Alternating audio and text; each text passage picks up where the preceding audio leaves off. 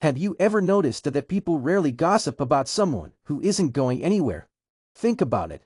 Gossip is usually the tax you pay for being chosen, for standing out, for daring to dream differently.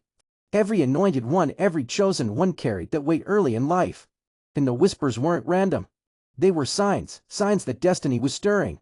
Signs that the world could sense something was different, even if they couldn't explain it. You might be sitting here thinking about your own childhood, the rumors, the whispers, the misunderstandings. But let me tell you, those voices weren't proof of your weakness. They were proof of your calling. Let's start with Joseph, just a teenager. Full of excitement, full of dreams. He had visions of a future bigger than his family could understand. And when he shared those dreams, instead of encouragement, he faced jealousy.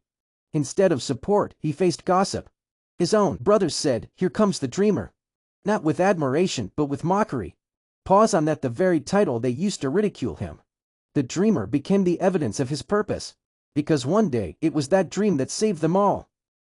Gossip is often just misplaced recognition.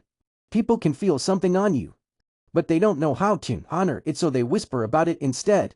Joseph's story shows us this: your dream doesn't need everyone's agreement.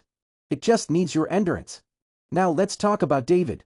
When the prophet Samuel came to anoint a new king, Jesse lined up all his impressive sons, but not David. The boy who would one day slay giants wasn't even invited to the room. Imagine that, your own family overlooking you. Your own brothers thinking you were irrelevant. They saw a shepherd, God saw a king. And later, when David stood before Goliath, the whispers came again: "You're too small. You don't belong here. Who do you think you are? You're too small. You don't belong here. Who do you think you are?" But gossip doesn't determine victory. Faith does. And one stone in the hand of an underestimated boy silenced every whisper in the land. Maybe you've been overlooked too. Maybe people counted you out before they even gave you a chance. But like David, what's overlooked by man is often handpicked by God. And then Jesus. From the very beginning, his life was surrounded by gossip. People question his birth. Isn't this Joseph's boy? Isn't this Mary's son?